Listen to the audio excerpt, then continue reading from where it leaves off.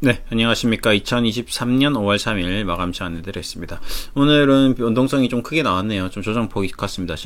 간밤에 미증시 조정폭도 좀 있었고요. 외국인 선물, 기간 순매도가 좀 이어졌습니다.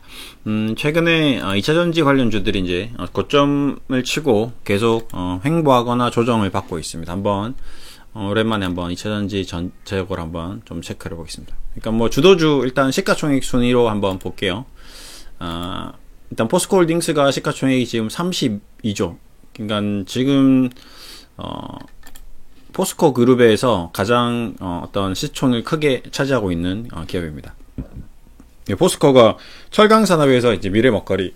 어떻게 보면 LG화학도 그렇고 삼성도 그렇고 그다음에 SK도 그렇고 이제 2차 전지 쪽으로 미리 선점을 했죠. 10년 전, 20년 전에도 전기차 이슈가 있었고 그다음에 에너지 저장 장치 뭐 그런 것들 다 전반적으로 선점을 해서 이제 먹거리 산업들을 계속 개발하고 있습니다. 태양광, 2차 전지, 풍력, 뭐 그다음에 화력, 뭐 신재생 에너지, 뭐 에너지 쪽으로 움직임이 지열 에너지, 뭐 지앤원 에너지, 뭐 이런 것들 엄청나게 움직임이 많았었죠. 지앤원 에너지 같은 경우는 지열을 한다고 해서 스펙으로 상장되는데 지금 뭐 2차 전지 한답니다. 그러니까 이런 것들이 좀 저도 이제 계속 스토리를 보면 재밌게 흘러가는 거죠. 어쨌든 철강 산업으로 영원히 돈을 벌 수 없다라는 어떤 전략으로 새로운 산업, 신산업을 이노베이션을 계속 해왔습니다.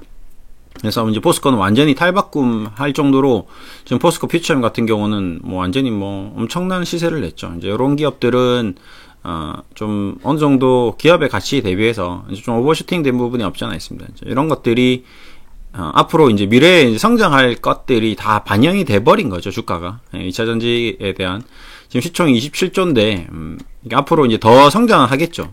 분명히 산업은 계속 성장할 겁니다.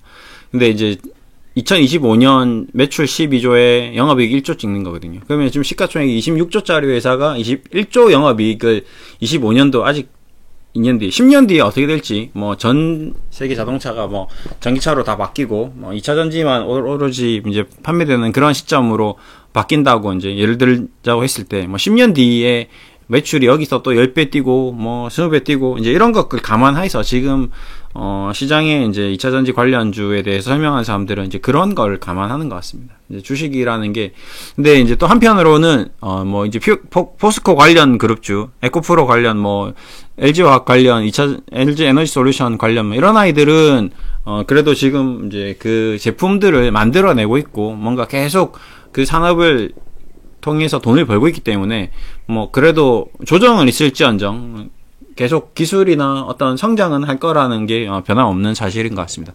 하지만 그럼에도 불구하고 주가가 너무 갑작스럽게 지금 매출만 보더라도 2018년 대비 2025년 10배가 올라가거든요. 영업이익도 10배가 올라갑니다. 근데 주가는 한 40배 올라간 것 같거든요.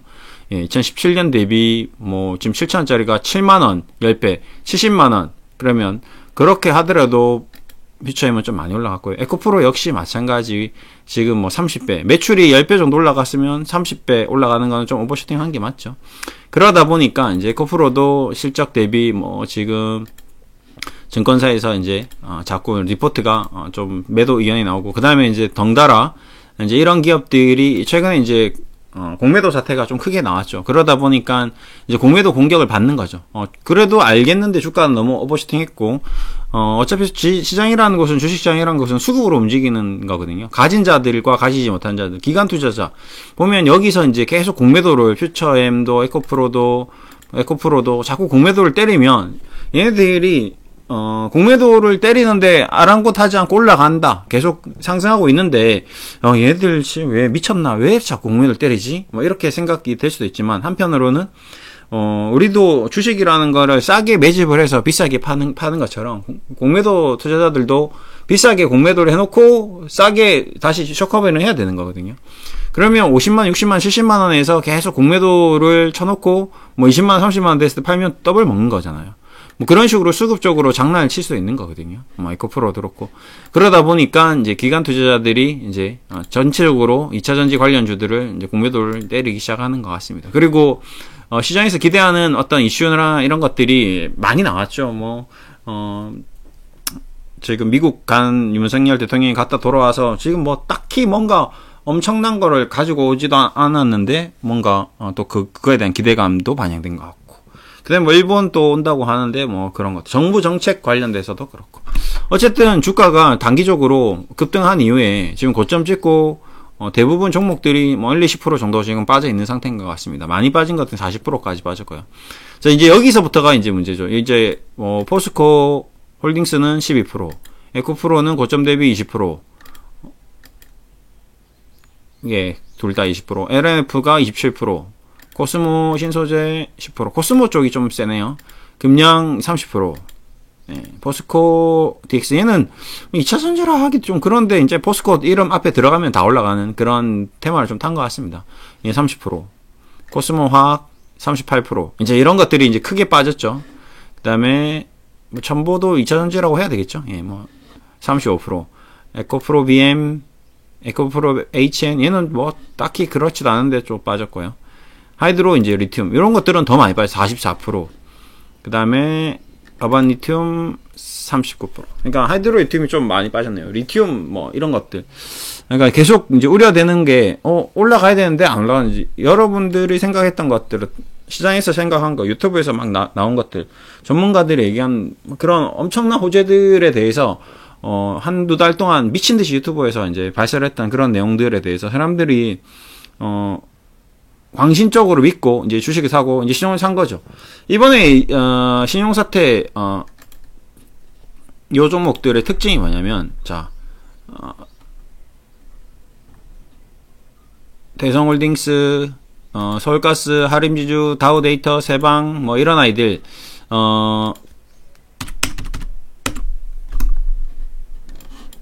이제 그 설계자, 예. 설계자의 얘기를 따르면 절대 떨어지지 않을 거다. 예. 무조건 상승만 할 거다. 계속 라더기현 사태가 상승할 할 거다. 얘는 공매도도 안 된다. 공매도 안 되는 종목들을 이제 골랐죠. 그러다가 이제 코스피 150 들어가면서 성광이란 종목은 이제 공매도가 들어가면서 공매도를 그동안 그 전에 이제 좀 쳐놓은 거죠. 갑자기 이제 공매도도 나오고, 보시면 여기 하한가 가기 전에 갑자기 공매도가 나오기 시작하죠. 네, 그 전에는 안 되다가. 그러니까 공매도도 안 되고 완벽하다. 자기네들은 이제 완벽하다 생각했는데 자기가 판 함정이 빠진 거죠. 가장 큰 문제점은 유동성이 없는 종목을 건드렸다는 게 장난을 칠 수 있지만 이런 이제 불상사가 이루어질 수 있는 거거든요. 유동성이 없다라는 거는 내가 사서 시세를 조정할 수도 있지만 반대로 내가 팔 수가 없다라는 단점이 있습니다. 가장 강한 점이 바로 이 점입니다. 만약에 사태가 터지면 팔 수가 없다. 그래서 다점하가 간 거죠. 이 종목들의 가장 큰 특징은 대주주 지분율이 높고 유동성이 없다. 네. 그래서 이 사단이 난 거거든요. 네, 그런 것 때문에 뭐 이제 앞으로 어떻게 될지 모르겠지만 2차전지 쪽도 만약에 뭐 얘네들도 뭔가 누군가에 의해서 뭐 키움 주가 이제 조사한다고 하는데 공매도 세력들이 악의적으로 내렸다라고 이제 얘기를 하는데, 이제 그러면 어떻게 되냐 이거죠. 이제 앞으로 2차전지도 뭐 앞으로 잘 된다는 거는 누구나 다 알고 있는데, 지금 신용으로 개인들은 샀고 기관들은 미리 다 팔았고 연기금도 다 팔았고 공매도도 다 팔았고 이제 개인들이 떠받치고 있는 이런 상태인데, 라더형이 왜 임창정을 꼬셨을까요? 라더형이 왜 대기업 회장님들하고 다녔을까요? 왜 자꾸 연예인하고 뭐 솔비도 이제 건드렸는데 솔비는 안 당했다고 하거든요. 솔비 기획사에서 이제 얘기한 거죠. 왜 그러냐면 제가 딱 봤을 때는 솔비 기획사는 그동안 자기네들 장난 좀 친 거거든요. 그림을 어떻게 팔았죠? 말 같지도 않은 그림을 3천만, 4천만 원에 자기끼리 통장 비슷하게 이제 거래를 한 거죠. 통장인 건 아닙니다. 이거는 통장이 의심되는 거죠. 가치 없는 그림을 1억짜리도 아니고 뭐 몇십만짜리 그냥 대충 뭐 케이크 이렇게 해서 미국에 있는 거 패러디해서 올려서 3천만 원에 사버린 거죠. 그러면 어떻게 됩니까? 이게 3천만 원이라는 게 고지가 되는 거거든요. 근데 그걸 산 거에 대해서 비용 처리를 해버리는 거죠. 그러면 지금 임 차장이 하는 얘기, 뭐 라데겐이 하는 얘기, 뭐 지금 자꾸 뭔가 이 주식을 사서 나오는 수수료를 가지고 그거를 이제 이렇게 이제 비용 처리를 해버리는 거죠. 뭐 임창정도 마찬가지. 지금 기획사 뭐 미미로즈인가 이런 걸 만들어 가지고 투자금을 통해서 지금 이 라데견은 뭔가 수익을 찾아야 되는데 이 수익을 자꾸 세금을 맞는다는 거죠. 세금을 자꾸 맞다 보면 어떻게 될까요? 정부에서 이제 눈치챈다는 거죠. 너 왜 이렇게 돈을 많이 버는 거야? 도대체 어디서 돈을 버는 거야? 이제 이런 게 나오는 거거든요. 그러면 투자자들이 수익금으로 받았습니다. 그럼 신고를 해야 되거든요. 그럼 세금을 내야 되는데, 그러려면 어떻게 해야 된다? 이제 그걸 다 돌려막기, 이제 뭐, 카드깡, 뭐, 그 다음에 뭐 업체, 뭐, 골프 업체, 무슨 업체에서 다 분산을 시켜서 세금을 이제 안 내려고 머리를 돌리다가 이제 아다리가 이제 너무 꼬리가 길어버린 거죠. 꼬리가 너무 길어버린. 3년 내내 이렇게 작업을 해서 올렸는데, 이제 더 이상 얘네들을 돈으로 수급으로 올려주려고 해도 올라가지를 않는 거죠. 근데 떨어지려고 자꾸 폼 잡고 있는데, 이제 어떻게 했습니까? 자기네들이 산 주식을 자기네들이 사면서 올리는 그런 구조인데, 누군가가 더 바보이나 깨병에서 더 바보들이 나와야 되는데, 그 더 바보는 이제 더 이상 안 나오는 거죠. 그러니까 자꾸 임창정이고 연예인이고 꼬셔서 더 유명한 사람을 만들어서 더 많은 투자 설명을 해서 더 많이 돈을 땡겨와야 되는데, 그게 녹록지가 않은 거죠. 그러다 보니까 이제 정체되기 시작하고, 누군가는 이제 공매도를 치기 시작하고, 이렇게 되는 거거든요. 그러니까 이번 사태가 앞으로 2차 전지에서도 만약에 공매도 세력들이 이 사건을 발판으로 해서 2차 전지 쪽에서 똑같이 미친 듯이 공매도를 치고 누군가는 사야 되는데, 개인들은 이제 어느 정도 유튜브나 뭐 이런 것들을 통해서 살 사람들은 이제 다 샀고, 신용 지를 사람 다 질렀고, 이제 더 이상 지를 사람 없나? 아무리 수성해도 이제 2차 전지 안 사는 거죠. 왜? 개인 투자자들은 올라가는 걸 사거든요. 떨어지는 걸 보고 잘 사지 않습니다. 올라가는 걸 보고 산다는 거죠. 근데 이제 요즘에는 안 올라간다는 거죠. 올라가야 되는데 안 올라가. 올라가야 되는데 안 올라가. 계속 자꾸 지지부진해. 그러다가 쿵 한번 떨어져 버리면 이제 개미들은 패닉이거든요. 신용 반대매도 나오죠. 자기 물량도 던지죠. 그러면 살려고 대기하는 사람들도 2차 전지 조정인데 앞으로 좀 더 떨어진다 이러면 안 사는 거거든요.